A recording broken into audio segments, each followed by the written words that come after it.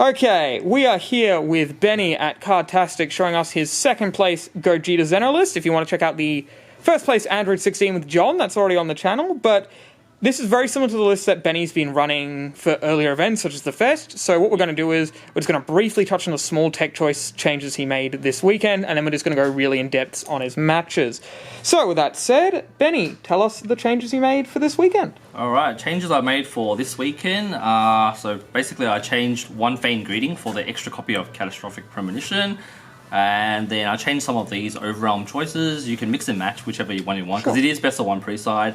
And then this here was supposed to be SS4 Thwarting. I didn't think I was going to see any hatch, so I started it out for these because I thought, you know, I might see more aggro decks. But in the end I did see a hatch, and I lost that one. So, you know, in hindsight this should probably be an SS4 Thwarting, but, you know, hindsight 2020, so... Yeah. Alright, well, we'll just quickly list out the matches you had and which were your wins, which were your losses, and we'll go a little bit more in depth on each of them, sideboard choices, how the game worked out, all of that. So, what were your 8 matches? It was 8 matches of Switch, and then it was 2 more for the top 4. So, what matches did we fight this weekend, Benny?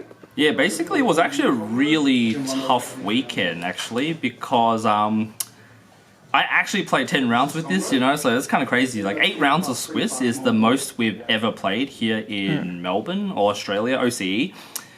And then also 2 more in Top Cut, so that's literally 10 games you have to play to get through. So, and the reasoning for that is we were playing a defined 8 rounds. We weren't doing till last undefeated. Yeah, no more. It was a good game overall though. So my first round, I versed Chris Chong from my locals. Shout out to him. You know, he played really well. Yeah, basically, I started in Protect of the People, because that's more important. You can probably side out the Kais here, because they die immediately to Piccolo Junior Unison, so... Yeah, and he was on King Piccolo. Oh, King Piccolo, that is correct. Yeah, he did really well. He came top 8 as well, so yeah, good shout out to him. 5th. Yeah, he plays 5th. Really played really well, so... Yeah, so against Chris, basically, my first meal, I milled 3 super combos, you know, It sucks losing super combos because your opponent knows you don't have much combo power, so... the card that put in the most work was probably Marvelous Might, because he plays 2 small boys that can play under Violent Rays, so... Yeah, this ended up being MVP for me, for the match, yeah. Makes sense. Round 2. Round 2, I versed another King Piccolo. I versed Harrison. He didn't play as well as Chris, but he was a really nice guy, so yeah, shout out to him as well. So Koitsukai was the MVP for that one. Pretty much he had... On my kill turn, I used the Koits. He had to play Body Negate, so... That taxed his hand quite a bit, and yeah, there wasn't much he could do after he lost his hand. And then round 3, I versed Tyson. Shout out to him. He came top 4 with TrunksGeta. I played that deck a fair bit as well. I think this guy is the MVP for the match, but I didn't see him at all, so... Actually, in the whole game, I know I needed to see this in super combos, but I didn't see any of this, nor did I see any of my super combos, so... And he's just the MVP because he clears out the barrier blockers, yeah? Correct, yeah. Like, if you have this, you definitely keep it your opening hand and, you know, pop the Vegeta so he can't awaken. Like, yeah, this card is really, Makes a hell of a lot of sense. Alright, next round. And next round, I versed Hachiak. Pilot by Jake. That was a really tough game. I sided out the main card that I needed for that matchup, which was SS4 Thwarting. As in by sided out, you mean you weren't siding it Sorry, for as the in weekend. like, I mean, I completely take it out of the full deck here, so... Best of one side if we didn't say that up top. We've got to record this a couple times. Yeah, without that, so basically the game plan going into this as well, like this guy would have been your best friend, because he can swing twice, but unfortunately I did not see this on turn 2 either. So, yeah, so basically... If I had a game plan, like, it would be this and this here. Like, you know, get this out as early as you can, start swinging, and then, yeah, Trunks got dual attack as well, so... It's helpful, but obviously it didn't go according to plan, so in the end, in my final swing, I had to dump into Brainwash no more. Which he had, so, but I'd had to do it, though. Otherwise, there was no chance I was going to win when I passed turn to him. And then round 5, I versed our teammate, Peter Bokta. His deck profile will be on the channel. It's another one of those games that was pretty interesting. I believe he won the dice roll, so he went first. So he hit me so hard on his 2 energy, and I was able to... I think I went down to 3 life, and then I was able to clap because Demigra brings himself down to 4 anyways.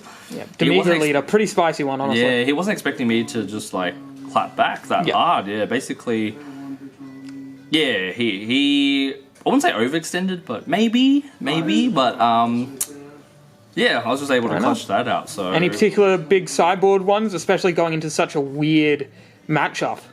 Oh, actually, these would have been very nice. I sided these in against him because I knew his deck was going to go aggro. Because based on Wormhole, his best turn he could do is literally play this guy. You know, fighting against Fate. Ideally, 2 fighting against Fates. You will probably die if he has 2 fighting against Fate. But yeah, I mean, obviously I don't play Violent Rays. There's no way I'll be stopping all these big boys. So, but yeah, I was able to clap back. So, shout out to him. He played really well, and obviously I played pretty aggressively as well. So yeah, 11th place with such a rogue leader is very impressive. Oh, I think the other thing is that we both saw 1 super combo. So I had to dump at one stage, and I was like, oh, hopefully it doesn't have more than 1, which he did. I think I won by like 5 or 10k. It wasn't much though. So sometimes you got to make them happen, and unfortunately for him, he didn't. All right, next round. All right, next round. Round 6, I versed the mirror match. Nick from Greensea Local. Nick. He told me, he was like, I'm going to play Gogeta Xeno today. Basically, it's more or less what you had in your deck for Fest. So I'm like, okay, it's good. You know, he watched our video. He knows what I do. But when we played, I think basically I had more experience playing Gogeta Xeno and in the mirror match as well. So, yeah, I was able to capitalize on that. Basically, yeah, if you overextend and you can't kill, basically you lose. Yeah, of course. So that's the tip for that one. Yep. And then round 7, I versed John. He won the event with Android 16, so congrats to him. I was able to beat him in Swiss. Yeah, so the main thing you need to do in that matchup is establish... Obviously, I know his list, and he also knows my list as well. The main thing you need to do is establish this turn 1. And then just aggro them as hard as you can. So, yeah, this would be MVP, because he does play Kusu, if you've watched his deck profile, which is also on our channel. So if you can't get out thwarting, you'll never get out thwarting. That's what we learned in the finals game. Hey, unfortunately, we had a bit of a power issue, so we're back here.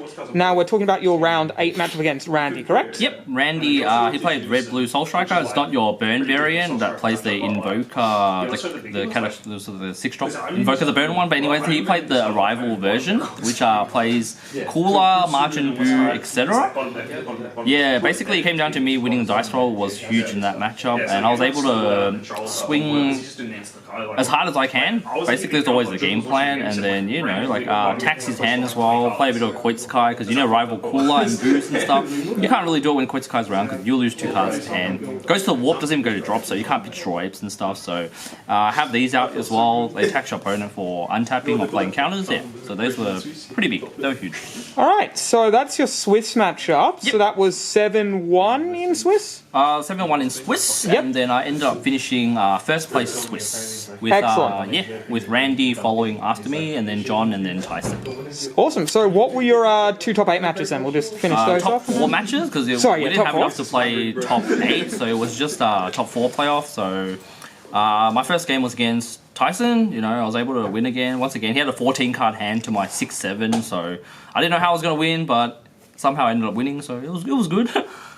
Yep. Yeah, and then John beat Randy, so he got his revenge, which was pretty good. And then next he versed me in the final. He got his revenge on me as well, because basically we were his 2 losses in Swiss, and he adapted and ascended. So, you know, basically, okay, so Kusu was huge in that matchup. Like, basically, I tried to use the same game plan. Play thwarting turn 1. Didn't happen this time. I milled 3 thwartings. My last thwarting was somewhere in the bottom of my deck.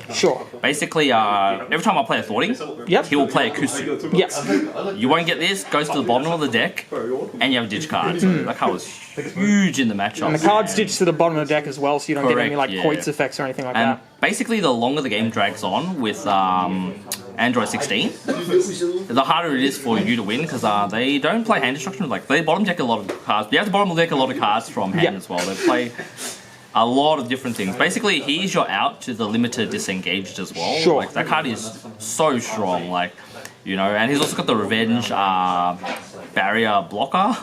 So he pops this as well. So yeah, that was basically it. It was a good game. But it wasn't close at all though. John had the game in the bags, like, since my turn 1, I would like. Was there anything like sideboard or strategy wise that you changed going into the second fight against both John and Tyson? Because you'd fought both of them before, so is there anything you learned in your first basically, fight? I was top seed, so anything that I started in Fighting inside? basically both of these here, you know, put these in and then take out Tenacious, you know. I think I'm the aggressor because I was top seed, so you don't have to roll the dice. I do get to go first, so that's a huge advantage. Yeah, so I took out Tenacious and started these in. And basically, yeah, my goal is to mill well and, you know, hopefully gas is hard. But basically, everyone that watched my game knew my mills against John was pretty bad. Even till the end, I didn't think I saw enough overwhelm, so I had like a Pycon and a Kai in the drop area waiting to use them, but I can't because I had no overwhelm to use them with, so, you know, yeah. That's basically it. Live by the mill, die by the mill. Live by the mill, die by the mill, yeah. Alright, so that's the deck there. You got any shout-outs before we head out? Yeah, heaps of shout-out I want to give, actually. Shout-out to Attack Games, you know, they held a great event. Shout-out to the judges, Gary, you know, you did a great job. Asked a lot of questions as well. Shout-out to the team, of course. John won the event, I came second, and then Will came top 8, and Peter, with his debut, came top 16. So basically, our team went 4 for 4. And shout out to all the boys at Locals. Honestly, like, I actually had a look at the top cut list again. Basically, 10 out of the 16 was players from our Locals. So, you know, like, I know, Cartastic has a lot of, like, strong players. So, you know, it's a good training ground, basically. Yeah, and I think a lot of the rest of the top 16 were also interstates as well. Yeah, apart from a few of the double sleeve boys, like Umit and Ryan. Like, yeah, there was, it was a good spread. Yeah. Basically, it was a great event. That's it, you know. Like, and then we got to eat HSP afterwards, you know? Yeah, that's always the best bit. HSP afterwards. Shout out to Benny, he gave me half of his HSP. Thank you. John gave me half of his sandwich. Oh, this was the best event because we had a break in between. We did have a Usually lunch break. don't, so, Well, I think we'll leave it there. Yeah, shout outs to all of those people. Head to Collector's Company if you need any singles, and we'll see you for the next event. Alright. Peace.